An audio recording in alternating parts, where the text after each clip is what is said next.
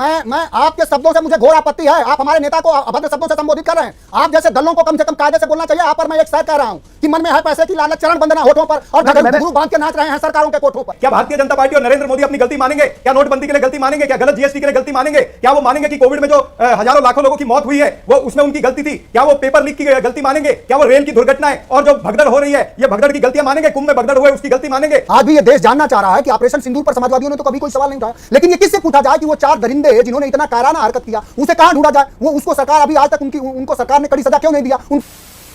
Hello दोस्तों, welcome to संवाददाता। दोस्तों, आज की वीडियो बहुत ही शानदार है, जिसमें आप देखें कि चरण सिंह सापरा जो कि कांग्रेस प्रवक्ता हैं और मनोज काका जो कि समाजवादी पार्टी के प्रवक्ता हैं, उन्होंने किस तरीके से गोदी एंकर और बीजेपी प्रवक्ता को धोया है, आप इस वीडियो में पूरा देखेंगे। तो दोस्तों, वीडियो बहुत ही शानदार है, बिना स्किप किए देखिए विस्फोटक डिबेट। तो चलिए दोस्तों, वीडियो को स्टार्ट करते हैं।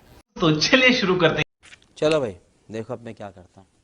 अगर भारतीय जनता पार्टी 21 महीने के उस आपातकाल का जिक्र करती है तो यकीनन वो काला अध्याय है। और आज जब संविधान बचाने के मुद्दे पर अब भारतीय जनता पार्टी को घेरते हैं तो वो इस मुद्दे को लेकर आती है और बताती है कि देश में 1 लाख से ज्यादा लोगों को कैसे कुछ ही वक्त में गिरफ्तार कर लिया गया था। तो इसको लेकर इतनी आपत्ति क्यों? और अमित शाह जी बोल रहे हैं, बहुत सारे लोग कांग्रेस पार्टी पर निशाना साधते हुए आज संविधान की दुहाई देते हैं। क्या आपातकाल के लिए उस वक्त संसद बुलाई गई थी? उसकी विशेष सत्र दुहाई देने वाले लोग उसी पार्टी से आते हैं जो लोकतंत्र के रक्षक की बजाय भक्षक बन गए थे। सापरा साहब। देखिए चित्रा जी, आप संजीदगी से सोचिए कि भारतीय जनता पार्टी को संविधान हत्या दिवस, ये संविधान हत्या दिवस, ये जो टैगलाइन दी है, ये मनाने की क्यों जरूरत पड़ी है? क्योंकि पिछले 2-3 वर्षों से जिस तरह से कांग्रेस पार्टी ने और आदरणीय राहुल गांधी जी ने संविधान का मुद्दा उठाया है और हर जिले के अंदर संविधान बचाओ अभियान चल रहा है, भारतीय जनता पार्टी के जिले जिले के नेताओं को यह उत्तर देना पड़ रहा है, स्पष्टीकरण देना पड़ रहा है कि संविधान क्यों तार तार हो रहा है। ये संविधान बचाओ ये इनके गले की हड्डी बन चुका है, इसलिए इन्होंने ये दिन चुना है। और ये कौन लोग बात कर रहे हैं संविधान बचाने की? ये वही लोग हैं जिन्होंने तो संविधान की हत्या पहले दिन करी थी। संविधान के निर्माता जो हैं डॉक्टर बाबा साहब अंबेडकर, उनके पुतले रामलीला मैदान में इन्होंने जलाए, संविधान की कापियां इन्होंने जलाई, इन्होंने पंडित जवाहरलाल नेहरू, सरदार पटेल, महात्मा गांधी की तस्वीरें रामलीला मैदान में जलाई। ये बाबा साहब अंबेडकर और संविधान का विरोध पुरजोर करते रहे हैं और 52 वर्ष तक तो ये अपने आरएसएस के हेडक्वार्टर पर तिरंगा भी नहीं इन्होंने लहराया। और 2024 के चुनाव में इन्हीं के नेताओं ने तो नारा दिया था कि 400 पार होंगे तो हम संविधान बदल देंगे। तो कहां पर आकर के खड़े हो गए? 240 पर आके खड़े हो गए।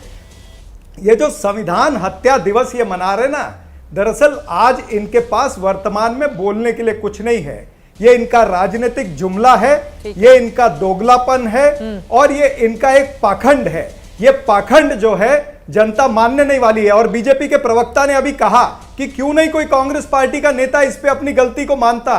तो मैं इनको याद दिलाना चाहूंगा, ये अभी अभी प्रवक्ता बने हैं, कि राहुल गांधी जी ने यह बात कह दी है पहले ही कि इमरजेंसी जो है वो गलत थी, उससे हमें बहुत नुकसान हुआ। लेकिन एक बात और याद दिलाना चाहूंगा कि हमें नुकसान हुआ, 77 का चुनाव हम हारे, लेकिन 2.5 साल के बाद में हम फिर से 353 529 सीटों में से 353 सीटें यानी 2/3 मेजॉरिटी आदरणीय इंदिरा गांधी जी जीत करके आई थी। यानी 180 में जो संविधान का रोष था, जो गुस्सा था, वो 1980 में खत्म हो गया था। भारतीय जनता पार्टी एक मरे हुए मुद्दे पर नाचना चाहती है। सही पकड़े हैं, मरे हुए मुद्दे पर नाचना चाहती है। सिद्धार्थ यादव जी भारतीय जनता पार्टी को आरोप लगा रहे हैं। हाँ। मैं तो चित्रा जी कह रहा हूँ, ये जो पुराने प्रवक्ता हैं, मैं आग्रह करता हूं इनको, राहुल जी के जो नेता इनको पसंद हो अपनी पार्टी के, एक बयान तो दिखाइए। ये कौन सा घमंड और गुरूर है कि राहुल जी ने कह दिया कि हमको इमरजेंसी का बड़ा नुकसान हुआ। अरे आप हारे और आपको नुकसान हुआ, उसका देश क्या करेगा? आपने संविधान तार तार कर दिया और अपने नुकसान की चिंता कर रहे हैं और टीवी पे बैठ करके उल्टा गिना रहे हैं कि एक चुनाव हारे थे, उसके बाद तो हम बहुत जीत करके आए। मैं आपके बीच में नहीं बोला था, चरण सिंह सापरा साहब आपके बीच में नहीं बोला था, सुनने की हिम्मत रखिए। मैं आपको करेक्ट कर रहा था। आप लोग माफी मांगेंगे। मेरी बात सुन लो, राहुल गांधी जी ने क्या कहा? राहुल गांधी जी ने कहा कि इमरजेंसी गलत थी। एक पत्रकार के तौर पर मेरा यह मानना है कि आपातकाल के काले अध्याय को बार बार लोगों के बीच बताना इसलिए जरूरी हो जाता है ताकि कोई भी दूसरी सरकार उस दिशा में आगे नहीं बढ़े। लोगों को जागरूक होना चाहिए आपातकाल क्यों लगाया गया था, और लोगों को पता होना चाहिए कि अगर कोई भी सरकार आपके अधिकारों का हनन कर रही है तो खुद से लोगों को अपनी आवाज को बुलंद करना चाहिए। अब मलूक नागर साहब आपके पास आते हुए फिर एक एक करके बाकी लोगों के पास। मलूक नागर साहब वो कह रहे हैं कि 1980 में देखिए कैसे प्रचंड जनादेश हमें दे दिया था, उसका सीधा सा मतलब था कि इंदिरा गांधी पर लोगों ने भरोसा कर लिया, और राहुल गांधी खेद भी जता चुके हैं कि आपातकाल के कारण हमें यानी कि कांग्रेस पार्टी को काफी नुकसान उठाना पड़ा। तो फिर आपातकाल का जिक्र क्यों मलूक नागर साहब, क्या फायदा मिलता है इससे एनडीए को? चित्रा जी, मैं कई नेशनल टेलीविजन पर देख रहा हूं, कांग्रेस के लोग अभी भी वकालत कर रहे हैं इमरजेंसी की और जस्टिफाई करने की कोशिश कर रहे हैं। अगर राहुल गांधी जी ने कह दिया तो ये जस्टिफाई क्यों कर रहे हैं? दूसरा, क्या राहुल गांधी जी की बात को पूरा देश में इन्होंने रैलियां कर करके उसकी माफी मांगी? ये फंस गया सीएम, इसे पार्टी की मीटिंग समझ के फंस गया। देते हुए गृह मंत्री अमित शाह की ओर से यह भी तंज कसा गया है कि आपातकाल के दौरान जो समाजवादी नेता जेल गए थे, आज उसी की पार्टी के लोग आपातकाल की खूबियां गिनाते थकते नहीं हैं। मनोज काका जी, उसमें समाजवादी पार्टी भी बढ़ चढ़कर आपातकाल का जिसने विरोध किया था, आज आप लोग साथ साथ हैं, कैसे डिफेंड करेंगे? तो रुको जरा, सबर करो, बोला धक्का बुक्की नहीं करने का, आराम से लेने का। हाँ, चित्रा जी, जो देश के गृह मंत्री जी ने जो सवाल किया है, कम से कम मुझे खुशी है कि आप उससे संबद्ध नहीं हो रही। समाजवादी पार्टी तो उस समय इमरजेंसी के समय भी इमरजेंसी के आपातकाल के विरोध में थी, और आज भी जब लोकतंत्र का अघोषित आपातकाल चलता। आपातकाल के मायने क्या है कि लोगों के जो मौलिक अधिकार हैं, वो संविधान द्वारा जो मौलिक अधिकार है, जो फंडामेंटल राइट्स है, वो खत्म हो जाता। आज का जो अघोषित आपातकाल है वो ज्यादा गहरा है, इसलिए है कि प्रोफेसर स्टेन स्वामी से लेकर गौरी लंकेश तक की हत्या हुई, और कितने लोगों को जेलों में। आज भारत में एक आंकड़ा है कि सबसे ज्यादा जेलों में दलित और पिछड़े तबके के लोग हैं, और बेगुनाह लोग आज जेलों में। आज आजम खान साहब जेल में, वो 2 साल जेल की बात कर रहे थे, आज 6-7 सालों से जेल में। कितने बेगुनाह लोगों को भारतीय जनता पार्टी ने मोहम्मद खालिद से लेके आजम अभी मजा आएगा ना भिड़ो खान से लेकर के पूरे देश में कितने बेगुनाहों को जेल में डाला। मेरे सवाल मेरे खत्म हो जाने दीजिए। जो अघोषित लोकतंत्र क्या होता, आपातकाल क्या होता? पत्रकार को सवाल पूछने की आजादी नहीं। इसी उत्तर प्रदेश में एक पत्रकार, आपके ही सहधर्मी ने नमक भात की सच्चाई दिखा दिया, उसे भारतीय जनता पार्टी की सरकार ने जेल भेज दिया। आज देश में हजारों ऐसे मामले हैं कि जब आप सच कह देंगे तो भारतीय जनता पार्टी आपको जेल भेज देगी। ये वही सरकार है। आपातकाल में स्कूल बंद नहीं हुए थे। दुर्भाग्यपूर्ण है कि उत्तर प्रदेश में सारे स्कूल बंद हो रहे हैं। ये अघोषित आपातकाल है। अघोषित आपातकाल में क्या होता है, जब वोट पड़ता है, किसी भी लोकतंत्र चुनाव में वोट पड़ता है, तो वोट पड़ने के बाद 6-7% वोट बढ़ा दिया जाता है कि सत्ताधारी पार्टी को लाभ मिल जाए। यही तो आपातकाल है। यही तो आपातकाल है कि किसी को अपनी बात करने का हक नहीं है। अब लोकसभा में सबसे बड़ी पार्टी तो आप ही बने, आपका वोट बढ़ा दिया गया था क्या? अगर बीजेपी को अपना वोट बढ़ाना होता, उत्तर प्रदेश जैसे राज्य में जहां पर राम मंदिर का निर्माण करने के बाद वो चुनाव में गई थी, सबसे बड़ी पार्टी तो आप बने मनोज काका जी, फिर भी आप कह रहे हैं कि बीजेपी ने अपना वोट आगे करके बढ़ा लिया 6-7%। Good question, you are a good question. आप ठीक रखिए, इस देश में सबसे बड़ी पार्टी हम ये मानते हैं कि भारतीय जनता पार्टी आंकड़ों, लेकिन उत्तर प्रदेश में हम और ज्यादा सीट जीतते। अगर लोकतंत्र का हनन और चीरहरण नहीं होता तो हम आपको बता रहे हैं कहां जीत जाते। अलीगढ़ जीत जाते, फर्रुखाबाद जीत जाते, और बहुत सारी ऐसी सीटें हैं जो समाजवादी पार्टी को जबरदस्ती हरा दी गई। किसी भी लोकतंत्र, चंडीगढ़ में आपने नहीं देखा, देश के सर्वोच्च न्यायालय ने कहा कि लोकतंत्र का चीरहरण हुआ, भारतीय जनता पार्टी ने बाद में स्वीकारा। कौन नहीं जानता, कौन दुनिया का ऐसा लोकतंत्र होगा कि वहां जो पड़े वोट हैं और गिने वोटों देश के सामने था ना। चंडीगढ़ में जो हुआ वो गलत हुआ और वो देश के सामने था। मनोज काका जी, आपकी बात बिल्कुल सही है। चंडीगढ़ में जो हुआ वो अपने आप में बेहद दुर्भाग्यपूर्ण और अच्छा हुआ, वो देश के सामने आया, लेकिन यूपी से तो नहीं सामने आया ना। यूपी में तो आप ही सबसे बड़ी पार्टी बने, यूपी में तो आप ही अयोध्या जैसी सीट आप जीत जाते हैं मनोज काका जी, और फिर आप कहेंगे कि नहीं ईवीएम की ही गलती या चुनाव आयोग ही इसके लिए जिम्मेदार है। कुछ भी अरे ये अयोध्या जैसी सीट हम पहले भी समाजवादियों ने जीती। अयोध्या में अगर न्यायिक होता तो अयोध्या का बाई इलेक्शन भी हम जीतते। अगर सही होता। और आपको यूपी की तस्वीरें ठीक से देखनी चाहिए। लखीमपुर खीरी में पिछले पंचायत के चुनाव में चीरहरण नहीं हुआ, तो किसने चीरहरण किया? कम से कम आपने चंडीगढ़ को स्वीकारा। तो भारतीय जनता पार्टी का जो अघोषित लोकतंत्र है वो ज्यादा गहरा और ज्यादा खतरनाक है, जिसमें लोगों को शिक्षा से लेके रोजगार से लेकर के उनके हक हकूक की लड़ाइयां, जिसमें मौतों को न गिना जा रहा हो। और कौन ऐसी सरकार होगी? कुंभ में नहीं देखा है आपने, जिस सरकार ने 37 मौत बताया और उस सरकार ने 47 दूसरे लोगों को 5-5 लाख रुपया दिया। कुंभ के भ्रष्टाचार से लेकर के अभी जो इटावा में हुआ है, जो जातिगत विद्वेष किया जा रहा है, जो सरकार पोषित जो नफरत इस देश में फैलाई गई, इससे पहले इस सरकार पोषित और संरक्षित नफरत, वैमनस्यता और संविधान के मूल्यों का हनन कभी नहीं हुआ। अगर संविधान के मूल्यों का हनन नहीं होता तो उत्तर प्रदेश की सरकार अपने जो मुख्यमंत्री हैं वो स्वजातिक संरक्षित अपराधियों को संरक्षण नहीं देते। क्या बात है सर, क्या बात है सर, क्या बात, ये बात है। पहले कि मैं बिहार के अपने मेहमानों के पास जाऊं, मलूक नागर साहब हाथ उठा रहे हैं, जल्दी से 2 लाइन में आप जवाब दे दीजिए। ठीक है, इन्होंने कई गंभीर सवाल उठाए, 2 लाइन में जल्दी से। मैं 10 सेकंड दीजिए, 10 सेकंड में बोलिए, 10 सेकंड में अपनी बात खत्म कीजिए। 10 सेकंड फिर मलूक नागर साहब आप बोलिएगा, बोलिए 10 सेकंड। चित्रा जी और मैं साथी जो सिद्धार्थ साथी बहुत उत्साहित है, इनसे मैं कहना चाहूंगा कि लोकतंत्र का सबसे बड़ा अपमान 7 जुलाई 1947 को तब हुआ जब ऑर्गेनाइजर में आरएसएस ने लिखा कि हमारा राष्ट्रीय ध्वज तो भगवा होना चाहिए। और जब सदाशिव गोलवरकर ने लगातार हमारे संविधानों का ही अपमान किया, कहा कि हमारा संविधान तो पश्चिमी देशों का चुराया हुआ दस्तावेज का वो है, पुलिंदा है। तो सबसे ज्यादा संविधान का, लोकतंत्र का अपमान भारतीय जनता पार्टी और आरएसएस ने किया। ठीक है, आप पहले जवाब दे दीजिए, फिर मैं बिहार के मेहमानों के पास जाऊंगी। मलूक नागर साहब जल्दी विरोध में, सिद्धार्थ जी उसके बाद में आपकी बिहार के मेहमानों के पास जाना है। जल्दी से 2 लाइन में नागर साहब। हाँ चित्रा जी, सीधा माननीय मुलायम सिंह यादव जी को इमरजेंसी में जेल में डाला तो क्या कांग्रेस के खिलाफ ये बोलेंगे?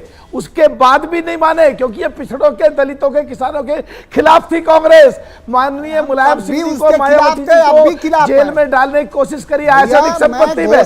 चौधरी चरण सिंह को 3 महीने में कुर्सी से उतार दिया। तो क्या ये अखिलेश पखलेश हटाओ जो मध्य प्रदेश में कहा तो कांग्रेस के खिलाफ? काका व्यक्तिगत तौर पे हमारे बढ़िया संबंध है, क्या ये कांग्रेस के खिलाफ आज बोलेंगे कुछ?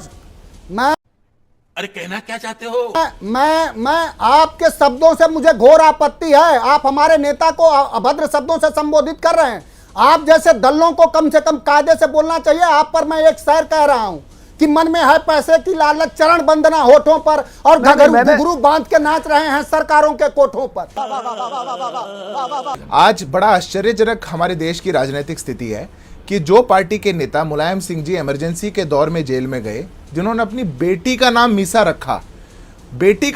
रखा, जो तब का काला कानून था, जो मुलायम सिंह जी इमरजेंसी में लड़ते हुए जेल में गए, आज उनकी पार्टियों के पॉलिटिकल वंशज अपने नेताओं को भूल करके भी वर्तमान राजनीतिक लोभ और लालच के लिए कांग्रेस पार्टी के साथ हाथ में हाथ मिलाकर के एक शब्द नहीं बोल पाए। भारत माता की जय और वंदे मातरम कहने पर जेल में डालने वालों को, भारत माता की जय और वंदे मातरम कह करके जेल में डालने वालों को लोगों ये तुलना करते हैं करप्शन के केसेस में अंदर डालने के लिए। देखिए चित्रा जी, मैं किसी के बीच में नहीं बोला। अच्छा अपने व्यक्तिगत राजनीतिक संकट को राष्ट्र का संकट बना दिया इंदिरा गांधी ने। बार बार बीजेपी की ओर से ये आरोप लगाए जा रहे हैं और भी जो बातें उन्होंने कही है, सापरा साहब आपने सुना, जवाब दीजिए उस पर। देखिए बीजेपी तो कुछ ना कुछ कहती रहेगी, बीजेपी का काम है कहना। लेकिन मैं आपको सच्ची बात बता दूं, मैं इतिहास इसका गवाह है कि इमरजेंसी का सपोर्ट जो है वो शिवसेना के उस समय के नेता कैलाशवासी आदरणीय बाला साहब ठाकरे जी ने भी किया था, और आरएसएस के नेता जो सरसंचालक भी रहे हैं मधुकर दत्तात्रेय देवरास, उन्होंने भी चिट्ठी लिखी थी। ये मेरे पास में है, ये चिट्ठी आपको भी मैं भेज सकता हूं। ये चिट्ठी लिखी थी जिसमें उन्होंने कहा कि आरएसएस का ये सब आंदोलन जो हो रहे उससे कोई संबंध नहीं है। ऐसे इंदिरा गांधी जी को देवराज साहब ने भी चिट्ठी लिखी थी। ये मैं भारतीय जनता पार्टी के प्रवक्ता की नॉलेज के लिए यहां पर कह रहा हूं। गजब बेइज्जती है। और दूसरी बात, अभी चित्रा जी आप आंकड़ों की बात कर रही थी कि भारतीय जनता पार्टी के खिलाफ हम इतना बोल रहे हैं, तो भी भारतीय जनता पार्टी की 240 सीटें तो आई है। वही तो मैंने भी पहले कहा था कि 1977 में इमरजेंसी खत्म हुई, हम चुनाव हारे, 1980 में हम 529 में से 353 सीटें जीत करके आए, यानी इमरजेंसी का इफेक्ट जो है वो खत्म हो चुका था। और फिर राहुल गांधी जी ने कहा है कि ये गलत थी, इमरजेंसी गलत थी, हमने अपनी गलती मानी है। क्या भारतीय जनता पार्टी और नरेंद्र मोदी अपनी गलती मानेंगे? क्या नोटबंदी के लिए गलती मानेंगे? क्या गलत जीएसटी के लिए गलती मानेंगे? क्या वो मानेंगे कि कोविड में जो हजारों लाखों लोगों की मौत हुई है वो उसमें उनकी गलती थी? क्या वो पेपर लीक की गलती मानेंगे? क्या वो रेल की दुर्घटनाएं और जो भगदड़ हो रही है ये भगदड़ की गलतियां मानेंगे? कुंभ में भगदड़ हुए उसकी गलती मानेंगे? क्या पहलगाम में जो सुरक्षा में चूक हुई, इंटेलिजेंस फेलियर हुआ, उसकी गलती मानेंगे? जो युद्ध विराम किया उसकी गलती मानेंगे? जो ट्रंप के सामने सरेंडर किया, ट्रंप के सामने सरेंडर किया, उस सरेंडर के लिए वो गलती मानेंगे? गिरती अर्थव्यवस्था की गलती मानेंगे? बढ़ती महंगाई की गलती मानेंगे? बढ़ती बेरोजगारी की गलती मानेंगे? गिरते रुपये की गलती मानेंगे? क्या बात है सर, क्या बात है सर, क्या बात, ये बात है। बढ़ता हुआ ट्रेड अर्थव्यवस्था चौथे नंबर पर जा पहुंची उसकी गलती मानेंगे? ये अपनी गलती मानते नहीं है। आज इनकी दुकान में सामान नहीं है, ये सरकार लच्चर और लाचार है, लच्चर और लाचार सरकार। ये टीडीपी के, एक मिनट, ये लच्चर और लाचार सरकार टीडीपी, जेडीयू और एलजेपी के बैसाखियों पर खड़ी है। अब इसको इमरजेंसी की बैसाखी की जरूरत पड़ रही है। एक खत्म हुए मुद्दे को, ठीक है। मनोज काका जी, मनोज नागर जी, मैं आ रही हूं आपके पास। सिद्धार्थ जल्दी से 2 लाइन में जवाब देंगे। सिद्धार्थ यादव जी, मैं 2 लाइन में जवाब दे रहा हूं। बड़ी आपत्तिजनक बात इन्होंने कही कि इमरजेंसी का इफेक्ट खत्म हो चुका था। कौन से इफेक्ट की बात कर रहे हैं? आज तक इफेक्ट झेल रहा है देश। आपके लोगों के लिए राजनीतिक सबसे बड़ी होगी, और गलती हमारी नरेंद्र मोदी की गलती के कारण देश की अर्थव्यवस्था 4थे स्थान पर पहुंची है। नरेंद्र मोदी की गलती है कि देश में 100 से ऊपर यूनिकॉर्न हो गए हैं। नरेंद्र मोदी की गलती है कि 40 किलोमीटर पर देर के हिसाब से सड़क बन रही है। नरेंद्र मोदी की गलती है कि 75 एयरपोर्ट से 150 एयरपोर्ट हो गए। नरेंद्र मोदी की गलती है कि हमारा कैपिटल एक्सपेंडिचर का बजट 10 लाख करोड़ पार कर गया। नरेंद्र मोदी की गलती है कि इस देश में आज एक नई ऊर्जा है। नरेंद्र मोदी की गलती है कि क्या पूरी दुनिया हमको देख रही है? रुपया गिर रहा है, ट्रांजैक्शन रुपये के साथ साथ देश की और देश के प्रधानमंत्री की साख भी गिर रही है। ये याद रखिएगा। ट्रेड डेफिसिट बढ़ रहा है, बेरोजगारी बढ़ रही है। ये आपके समझ में नहीं आएगी, आपके समझ में कुछ आएगा नहीं। देखिए वहां पर बिहार और यूपी के नौजवान जो पेपर लीक, अरे देश शर्मिंदा, आज देश शर्मिंदा है कि पहलगाम के कातिल जिंदा है। मनोज काका जी, मनोज नागर साहब, देखिए इन्होंने इतनी सारी बातें की है। मैं 5 सेकंड में यह कहना चाहता हूं कि नरेंद्र मोदी हम शर्मिंदा है। पहलगाम के कातिल आज भी जिंदा है। माफी मांगिए। आज 63-64 दिन हो गए। 5 सेकंड ले रहे हैं तो माफी मांगिए। कातिल आज भी जिंदा है। आपको शर्म आनी चाहिए, आपको शर्म आनी चाहिए कि आप पहलगाम की जो विधवाएं हैं उनके साथ न्याय नहीं कर पाए। पहलगाम की विधवाओं को आपके नेता कहते हैं कि आपके जगदीश ठीक है, बाकी लोगों को भी मौका देते हैं। मनोज काका जी, वो बता रहे हैं कि पहलगाम के कातिल जिंदा है, लेकिन जो विधवा महिलाएं, ये बेहद दुर्भाग्यपूर्ण स्थिति है। आतंकवादियों को लेकर स्पष्ट स्थिति नहीं है, लेकिन जब उन महिलाओं के पास जाकर, चूंकि हम लोगों ने रिएक्शन लिया था ऑपरेशन सिंदूर के बाद, तो वो महिलाएं तो नरेंद्र मोदी सरकार के फैसले से बहुत खुश थी जो पाकिस्तान को घर में घुसकर मारा है। आपको लग रहा है कि ये मुद्दा काम करेगा मनोज काका जी? अच्छा, देखिए, मुद्दों की जो सवाल है, मुद्दे तो आज भी, ये सच बात है कि 22 अप्रैल से आज कितने दिन बीत गए। आज भी ये देश जानना चाह रहा है कि ऑपरेशन सिंदूर पर समाजवादियों ने तो कभी कोई सवाल नहीं उठाया, लेकिन ये किससे पूछा जाए कि वो 4 दरिंदे जिन्होंने इतना कायराना हरकत किया उसे कहां ढूंढा जाए? वो उसको सरकार अभी आज तक उनको सरकार ने कड़ी सजा क्यों नहीं दिया? उनका असैसिनेशन क्यों नहीं हुआ? ये तो सरकार से सवाल है ना। 4 दरिंदे जो सरकार आज तक जिनको सजा नहीं दे पाई, वो सरकार अपने उसका बहुत डफली पीटती है। और साथ ही ने कई उपलब्धियां गिनाई। नरेंद्र मोदी की एक उपलब्धि ये भी है कि 2 साल से ज्यादा हमारा ही एक क्षेत्र, हमारा ही एक भाग मणिपुर जल रहा है। नरेंद्र मोदी की उपलब्धि यह है कि 55 लाख करोड़ रुपया कर्जा, लगभग 275 लाख करोड़ रुपया है, 75 साल की बेरोजगारी है।